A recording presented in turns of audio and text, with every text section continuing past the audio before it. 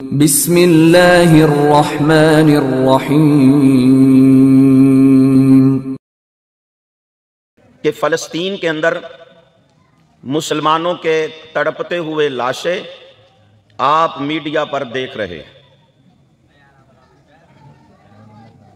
بنی اسرائیل کی بربریت، اسرائیلیوں کی بمبارمنٹ آپ حضرات سوشل میڈیا کے ذریعے اس سے بخوبی واقف ہیں، لیکن قرآن کریم نے جو بنی اسرائیل کی تاریخ بیان کی ہے وہ تقریباً چوتھائی حصہ قرآن کا ایسا ہے جو بنی اسرائیل کی تاریخ کو بیان کرتا ہے۔ کتنا حصہ جی؟ ذرا غور سے، کتنا حصہ؟ اس کی آواز سمجھ آ رہی ہے نا جی؟ قرآن کا کتنا حصہ ہے؟ چوتھائی حصہ قرآن کا ایسا ہے جو بنی اسرائیل کی تاریخ کو بیان کرتا ہے۔ اگر مسلمان قرآن کی اس تاریخ کو پڑھ لیتا تو اللہ کی قسم اسرائیل سے بڑھ کر اس کی تاریخ سے ہم واقف ہوتے، لیکن آج ہمیں اس دشمن کے بارے میں نہیں پتا کہ اس کی دشمنی نے کیا کیا ہے اور اس کی دشمنی کب سے شروع ہے، امت مسلمہ کے ساتھ وہ کتنی نفرت کرتا ہے، امت مسلمہ کو وہ کس قدر گندا اور برا جانتا ہے۔ ہم نے تاریخ قرآن کو اس طرح پڑھا ہی نہیں ہے، ہم نے سنا ہی نہیں ہے، ہم نے جانا ہی نہیں ہے۔ اے کاش اگر مسلمان جان لیتا، قرآن کی تاریخ پڑھ لیتا تو آج پتہ چلتا کہ بنی اسرائیل، یہ اسرائیل وہ ہے جو آج تک جو اللہ اور اس کے رسولوں کا دشمن رہا ہے۔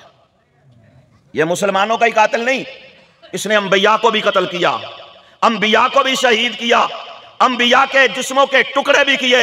ان ظالموں نے اللہ پر ایمان اس طرح نہیں لائے بلکہ بات بات پہ پھسلنے والے۔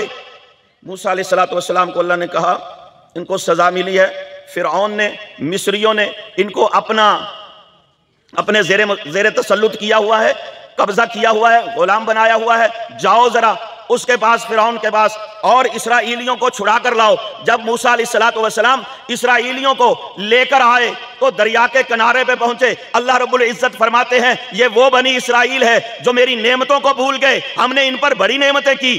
آل فرعون جو ان پر ظلم کرتا تھا ہم نے وہاں سے ان کو چھٹکارا دیا، پھر جب آئے تو ان کی مہمان نوازی اس طرح ہوئی، ان کی قدردانی اس طرح ہوئی، ان کا احترام اس طرح ہوا۔ اللہ سبحانہ وتعالی فرماتے ہیں وَإِذْ فَرَقْنَا بِكُمُ الْبَحْرَ فَأَنْجَيْنَاكُمْ، ہم نے دریا میں ان کے لیے راستے بنائے، 12 قبیلے تھے، 12 راستے بنا دیے۔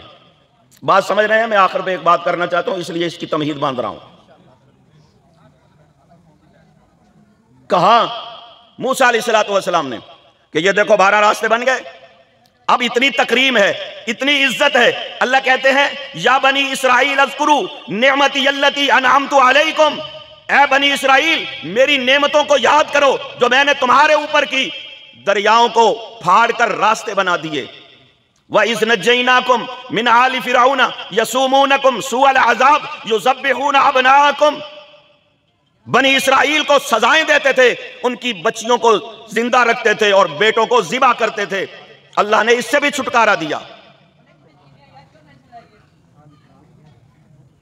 راستے بنے، فرعون کو دریائے نیل میں ڈبو دیا، ان کو پار لگایا اور اس کو ڈبو دیا۔ اللہ سبحانہ وتعالی فرماتے ہیں یہ بھی میں نے تمہارے اوپر نعمت کی، لیکن تمہاری حالت کیا تھی کہ موسیٰ علیہ السلام 40 راتوں کے لیے کوہ طور پہ گئے، انہوں نے بچڑا بنا کر شرک جیسی گندی بیماری کو اپنے اندر داخل کیا اور موسیٰ علیہ السلام کے آنے سے پہلے بچڑے کی پوجا کرنی شروع کر دی۔